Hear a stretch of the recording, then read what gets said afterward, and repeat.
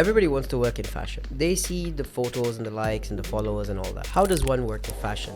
I was only actually saying the other day to a member of my team, I'm not sure I'd go to university again.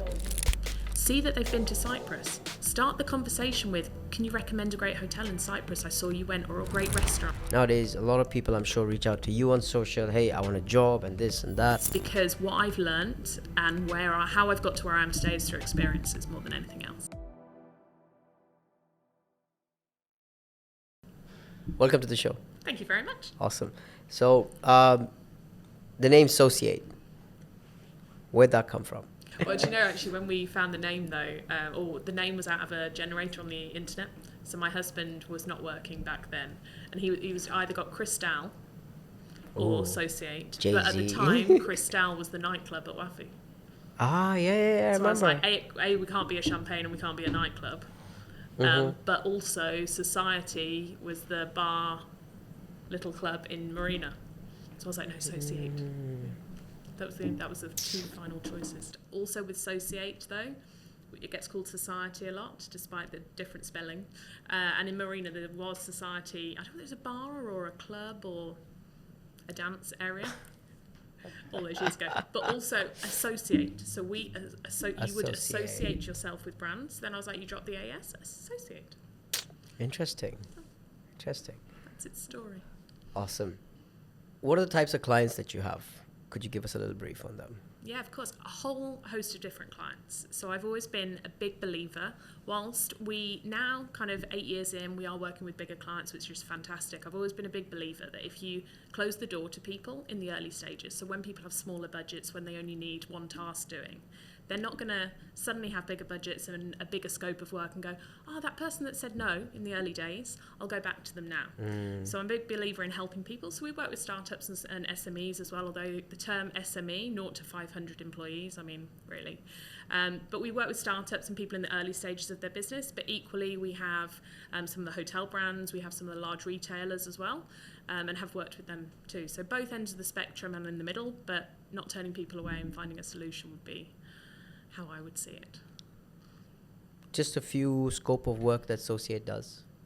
So we focus on PR, social media, content creation and copywriting, but the content creation and copywriting basically complement the other two services. So PR and socials are our main focus, with an aim to raising the visibility of clients.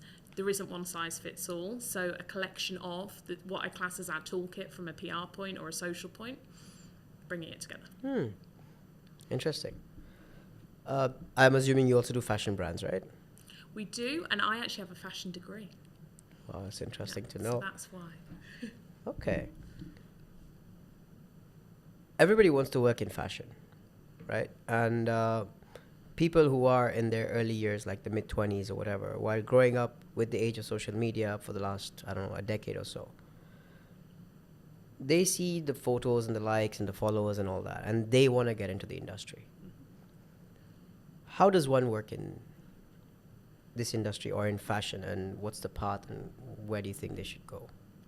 From a fashion point of view, I think you've got to have quite a hard nose. So you've got to have quite a tough exterior to work in fashion, especially these days. There's high competition, it's quite cutthroat. The work hard, play hard approach, whilst the pluses and are, of course, the luxury, the extravagance, it's a hard industry to be in, and it's not very friendly. I remember when I worked years ago as an intern during my degree, I literally worked for the Devil Wears Prada boss. I mean, she was, as much respect as I have for her, she was vile to us. Like, we were in at 6 o'clock in the morning. I used to remember I'd take my gym bag, I take it, put it under the desk and think, will I get to go today? But you didn't leave till she left. You had to be there before she got there. Like, it really was like Devil Wears Prada, if you've seen the movie. So you have to be quite hard, you have to be determined, and you also have to differentiate yourself.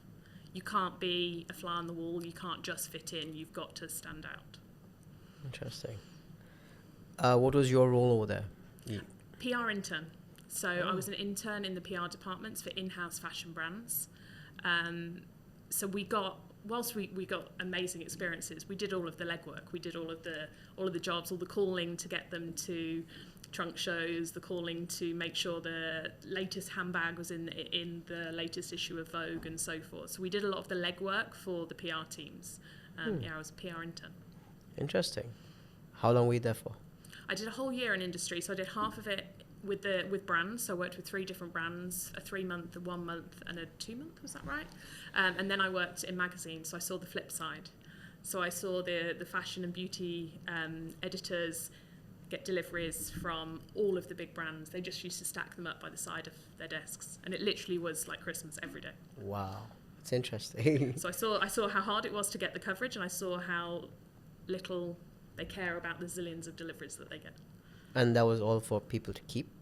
Yeah. Wow. So it was all, the more you give, like, will they cover it? Please feature our brand. Please feature X pair of shoes. Here's your own size, personalised note. And they used to get so much, it literally would just stack up beside them. Does that still continue even today? I've not been that side of the fence for quite a while. I know there's different ways here in this region that they do it, but certainly in the UK, London, yeah, similar. Maybe there's more of a sustainable element to it. It was very much throwaway culture back then, but wow, it was quite a few years ago. Interesting. As we look ahead now, should the younger generation who want to do exactly what it is you're doing, do you think that they should go and study fashion and marketing and PR, or are there better ways to learn that? Experiences. What a great question. Yeah, I was only actually saying the other day to a member of my team, I'm not sure I'd go to university again. And when I say that, it's because what I've learned and how I've got to where I am today is through experiences more than anything else. It's through building a network, through building, I used to call it my little black book, and I literally had from Liberty of London, don't know whether you heard of Liberty, I had connections. It was all addresses, telephone numbers, and these are still connections I use today. So the more experience you can have, and experiences that you can go to and not enjoy to equally craft your career, the better. Degrees are fantastic. Certainly what I learned at university would be a completely different syllabus these days. Obviously it was quite a few years ago. It is a good experience, but you can't learn more than being on the job. So experience is obviously the most important thing ever. 100%. So you would say not to go to university? If my daughter's listening, no, I'd say explore all options, but yeah. She's probably going to listen in, She's going to sure. listen, isn't she? Okay. Any people you've recruited very recently in your company, and what was it about them that made you decide that they are the right fit? I have literally just recruited a new EA, and I looked at many email applications, many LinkedIn messages, and what I liked a lot about Kelvin was his approach. It wasn't a standard email to me. It addressed me by name, which can be rare, hey? We had a little bit of chit-chat, and he was like, I can add value to your company, I'm sure I can. And he said, I really would like to work somewhere nice. And I was like, you want to work in our family. And that's what I like about SOCIATE, that's what I like about my team, and always have done, is we spend a lot of time at work. People need to like where they work, and they need to feel, yes, times are stressful, our industry's not easy, but they need to feel welcome, included, open doors, open conversations. So when I actually met him, he was great as well, and he's been with us nearly 2 weeks now, and I can already see the value he's adding. But it was his approach. And I'm glad you mentioned that he addressed you by your name, because we live in this ma'am, sir culture over here, which is it bothers me a lot. I mean, I tell even my team, my brokers, I say, address your client by their first name. It's all right. The guy is sitting with you, he's sitting with you for a reason. He recognizes what you do, he's seeing what you're offering. He's not going to get offended if you call him, hey, John, how's it going? No, 100%. I think it's very important. Yeah, I think it's unfortunate as well, the way the dear sirs, dear Matt, or even Mrs. Bullock, or no, I'm Rosa. I'm just exactly, Rosa. Yeah. And that's all about respect. It's mutual respect. 100%. I tell my team the same thing. They're like, oh, Mr. I'm like, no, just call me Zoheb or Z, whatever works for you. Just keep it simple. At the end of the day, like you said, you want them to be comfortable. You want them to be in a good mood because they're going to carry that to the next person they go and meet. The impact they're going to make. And that could make or break that appointment. And the way we like to do business as well. Mm-hmm. We're there to help people, ultimately. And if there's that kind of cold relationship, it starts cold, it's going to end cold. For sure. Also, another point that you mentioned I really, really liked was that his entire email or the message to you was done in a different manner. Nowadays, a lot of people, I'm sure, reach out to you on social. Hey, I want a job and this and that. I don't know what. A lot of brokers reach out to me, at least from personal experience, and they'll be like, I'm looking for a job. I'm not getting any face. No one's calling me in for an interview. I've sent thousands of CVs. What is it do I do? Try something different. You know what? Get a box of fancy tea, send it to 3 different agency owners, and tell them that this is my invite to you in your office over a cup of tea or a cup of coffee. Personalized, yeah, love it. That guy will call you in 100%. I know that for a fact. Okay, maybe he doesn't have the time. That's a different story. But I'm confident that person is going to call you. Connection will be made from that. Exactly. Yeah. And don't just send tea because I said send tea. Figure out what it is they like. Do some research. If they like coffee, get them some fancy coffee. An espresso is not that expensive. No, indeed. We use the same when we're building media relations as well. And it's always been, and I use the same example and have done for the last 15 years. I always say to my team and certainly to the interns, how do I make a difference? It's so easy these days. Go on social media, and it's always Cyprus I use. See that they've been to Cyprus. Start the conversation with, can you recommend a great hotel in Cyprus? I saw you went, or a great restaurant. Mm-hmm.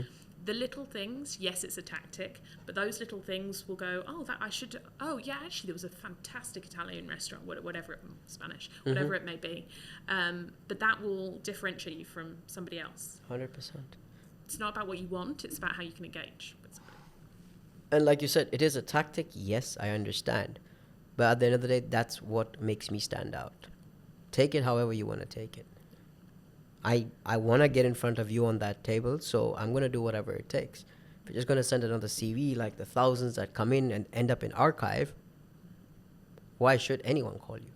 Yeah, and I'm a big believer as well. I have certain kind of replies in different ways. If someone seems like they've got a good approach but they're missing something, I will also give them guidance. I'll say, like, this job's not for you at the moment. Correct. However, can I recommend that next time you such and such? And I think there was one part and parcel of the EA role.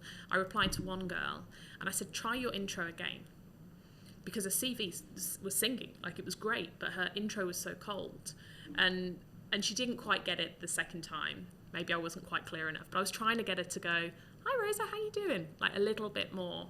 But then I told her afterwards and she was like, that's really valuable. Thanks for taking the time to, of course, people need to grow. And it isn't your responsibility, but it's kind of you to do that, yeah?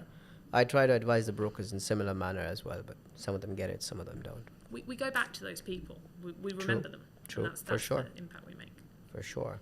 I think for me, social media is an easy route to get in front of the right people. When I say easy, I don't mean that it's easy to execute, because it's really not. It's not easy, man. It's not easy at all, and it takes a consistent plan and manpower as well these days with the level of technology we have. And the competition. Yeah, indeed. But then the authentic bit should quash the competition. It does. As long as you can. It does. So I think it's it's the biggest place to be visible at the moment, because we're so driven by it. I also have always considered social media as another website. We used to go just to Google, but now you think, again, which Italian restaurant? Oh, I'll check out a hashtag. I'll check out what's happening down at JBR, or we use it as a resource. It's another Google. I've kind of jumped a little bit there, but yeah, the authenticity that comes through socials, you can get in front of people you could never get in front of before. Equally, the way that it's evolving, you've got to be on top of the game. I mean, I didn't learn social media at university. The knowledge comes with the updates and the youth as well. My daughter's better on Instagram than I am, and I take a picture of her and she says, "Is it going on Instagram, Mummy?" And I'm like, "Do you want it to?" She's like, "Not this one, but that one." And this is a child that's 6, so. No, like you rightfully said, it brings you in front of people you would never imagine. And I've seen that over my past 2.5, 3 years that I've been so aggressively active on social. real estate works on cold calling, right? The entire industry works on that.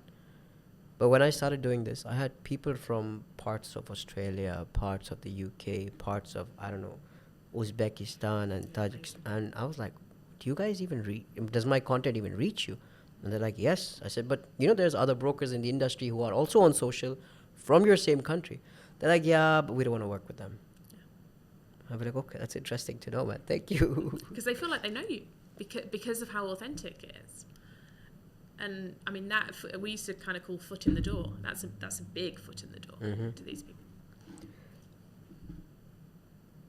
Anything that you did in the past, and what is it that you want to do now for Associate? Like comparatively. Yeah. I think for me, it was always about helping people. And I think it's easier to help small businesses in the rawest term than it is to help the bigger businesses that have got the marketing teams and the strategy and the plan. So whilst it is wonderful that we are now attracting the bigger clients, 100%, I've always run my business with a heart on the sleeve. So I quite like doing projects, consultancy, where I can go back to helping people. I do a lot of networking, so I have a lot of one-to-ones, as we class them. And it's rare, and I'd love to test it out, actually, I want to do some feedback, that I can sit in front of someone without giving them some ideas. A couple of top tips of what to do and how to do, like what to do as a takeaway. So I would like to make sure that I can bring in more consultancy back into what I do, whether that's from a pro bono basis or monetarising it, commercialising it. I'm sure my finance manager would tell me that's what we'll be doing, Rosa. But I just like helping people. So going back to actually, you don't know where to start, just ask me questions. Like, I'm happy to answer questions. I'm happy to give guidance where I can, and where we have resource. I mean, during COVID, we were giving services away. Of course, we were we were staying visible by being active. But my team, we were helping people again, and that has to be at the core. So it's something I'd like to shift back into myself personally now going forward. And I think that also helps get business in the future. You may not get it today, but this guy's always going to have you at the back of his mind. He's going to be like, you know what? This lady helped me out the last time I spoke to her, but I didn't give her any business. And now I'm ready to put in some funds. Let me call her. Yeah, or someone they're speaking to. True. True. In the very, very early days, we worked with quite a small business. The lady that owned that business, later, I think the business, I don't think it was still running, but somebody else. The later she went back was something to do with alpha-tainment procurement, and that's why we now work with ACE Hardware. Oh, nice. Because she got us on the procurement books. So the good deed and so forth, yes, we worked with them, but it was considerably cheaper than what we could have done. But later it came full circles. And I'll be forever grateful for that, of course. But you never know where your next telephone call is going to come from. That's a big client. Yeah. Are you taking on small clients? Of course we are. It's passion. This is where it comes. Awesome. Thank you very much. I appreciate your time and all the knowledge that you've shared with us. Thank you. Thank you ever so much. Pleasure. Lovely to be here with you. Thank you so much. Take care.